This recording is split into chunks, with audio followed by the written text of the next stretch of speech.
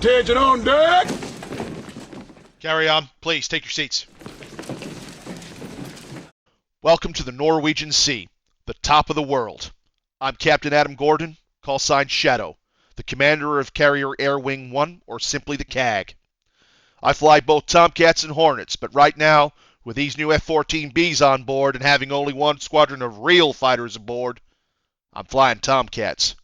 Sorry, murder bugs, but the boss has got to pull the toughest detail. I'd like to take this moment to welcome aboard the new crop of naval aviators we picked up in Naples, Italy. Unfortunately, I haven't had a chance to get to meet each and every one of you individually, with all the rapid planning sessions we put into place to be here for Exercise Northern Star. For some of you, you will need to conduct your carrier qualification to meet standards expected aboard, so we'll be conducting those prior to starting the exercise. Aviators will need to complete 6 day qualifying traps out of 10 for day carrier qualification. For those who feel brave enough to qualify for night operations, 2 night qualifying traps out of 4 are required for night qualification. A qualifying trap is a 2, 3, or 4 wire trap. A bolter will not count as a trap. As for Exercise Northern Star, we will act as the opposing force, and will simulate military airstrikes on key facilities in Norway. Sweden has just joined the NATO Partnership for Peace program, and are especially keen to be a part of the exercise. I fully intend to give them their money's worth, so let's be at the top of our game. Let's all remember, we're out here on our own, outside of NATO air cover. The bear is grumbling like he has a sore head after the fall of the Soviet Union, and they've got a fair bit of social and economic pressure going on. We've got intel to indicate they're preparing exercises of their own, most likely to demonstrate the capability of their military equipment to those they want to sell it to, with the movement of additional Category A and B military forces along their borders. It could be nothing, but let's keep sharp. I'll pass you on to Lieutenant Commander Ashford, the Air Wing S-2 intelligence officer. Commander?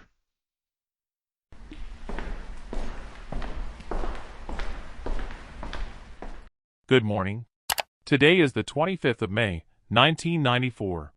After the dissolution of the Soviet Union in 1991, 15 independent nations emerged, and has caused severe economic effects such as total economic collapse, rampant hyperinflation, and deep social hardship for these former Soviet republics.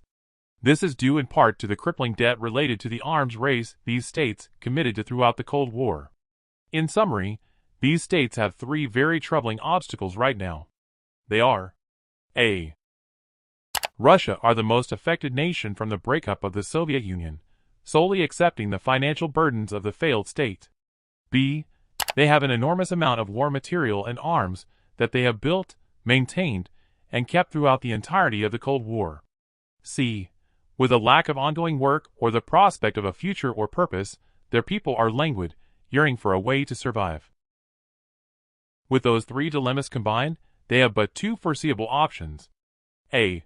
Reduce their level of armament through arms sales to foreign buyers to increase hard currency cash flow and reduce economic burden by reducing maintenance and upkeep costs. Or B. Use their arms to conduct military operations to conquer regional territory and secure economic resources. The first option, considered to be the least risky, comes with its own set of consequences. They are: 1. By selling arms to other nations, it increases the risk of other regions of the world becoming flashpoints of conflict in the near future. 2. Makes it significantly more difficult to track and maintain accurate assessments of arms globally. And 3. Chances of illegal arms sales increase dramatically due to potential corruption throughout the military or political leadership of these fledgling states in order to maintain power and prestige during times of immense social hardship. The second option is a very dangerous scenario, based off the sheer desperation of the Russian Federation government to provide for their people and maintain the balance of power over their population. Recently, Russia has mobilized a large number of additional military assets to their border areas with Europe and Scandinavia. This adds additional weight to the argument that Russia may initiate hostilities in order to capture former Soviet territories, or worse, neighboring European territories.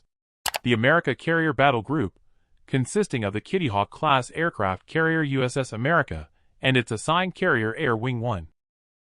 The Ticonderoga class Flight II guided missile cruiser USS Normandy and Oliver Hazard Perry-class guided missile frigates USS Ford and USS Elrod are positioned to take part in a NATO exercise named Northern Star with NATO allies and partners in the North Cape or Kola Peninsula region, mostly as a show of force and a potential reactionary force should Russia decide to go kinetic.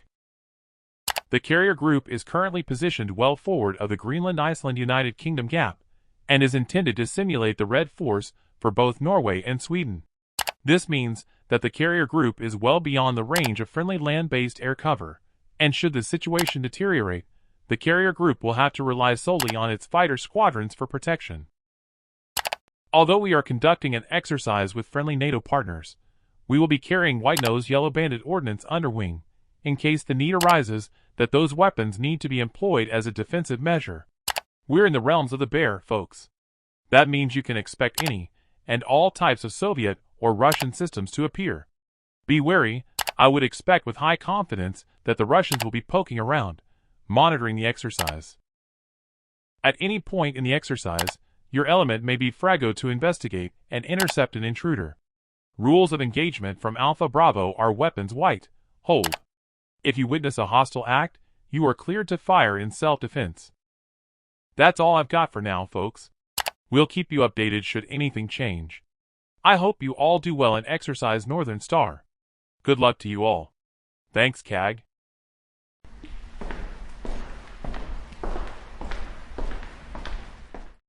Thanks, Dusty. Appreciate you putting that together for us. Now, folks, your first sortie for the exercise is to get your eye in. Practice the skills that make you the skilled aviators I know you are.